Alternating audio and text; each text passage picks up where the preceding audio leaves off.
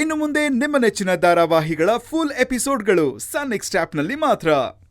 ಇಲ್ಲ, ನಾನು ಸರಿಯಾಗಿ ಯೋಚನೆ ಮಾಡಿನೇ ಈ ನಿರ್ಧಾರಕ್ಕೆ ಬಂದಿರೋದು. ಯಾಕಣ್ಣ, ಏನಾಯ್ತು?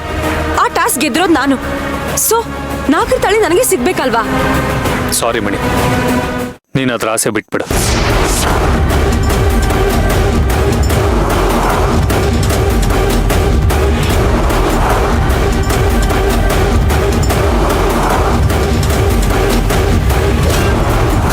ಅಜ್ಜಿ, ಅಶ್ವಿನ್ ಮತ್ತೆ ಪೂಜಾ ತುಂಬಾ ಅನ್ಯೋನ್ಯವಾಗಿದ್ದಾರೆ.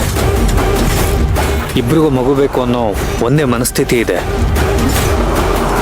ಆದರೆ ನಮ್ಮ ವಿಷಯದಲ್ಲಿ ಹಾಗಿಲ್ಲ. ಮಣಿಗೇನೋ ಮಗು ಬೇಕು ಅನ್ನೋ ಆಸೆ ಏನೋ ಇದೆ, ಆದರೆ ಸದ್ಯಕ್ಕೆ ನನಗಿಲ್ಲ. ಈ ನಾಗರತಾಳಿನ ತಗೊಳ್ಳೋದೆ ಬೇಗ ಮಗು ಆಗಲಿ ಅಂತ. ನನಗೆ ಆ ಮನಸ್ಸೇ ಇಲ್ಲ ಅಂದಮೇಲೆ ನಾಗರತಾಳಿ ತಗೊಂಡು ಪೂಜೆ ಮಾಡಿ ಏನು ಪ್ರಯೋಜನ?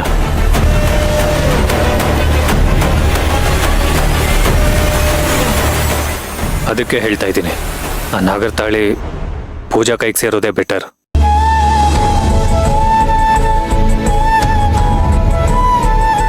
ಅಲ್ಲ ಕಾರಣವ್ರೆ, ಮಣಿ, ನಾನೇನೇ ಡಿಸಿಷನ್ ತಗೊಂಡು ಸರಿಯಾಗಿ ತಗೊಳ್ತೀನಿ ಅನ್ನೋ ನಂಬಿಕೆ ನನಗಿದೆ. ನನ್ನ ಮೇಲೆ ಅಭಿಮಾನ ಇದ್ರೆ ನೀನೇನು ಮಾತಾಡ್ಬೇಡ.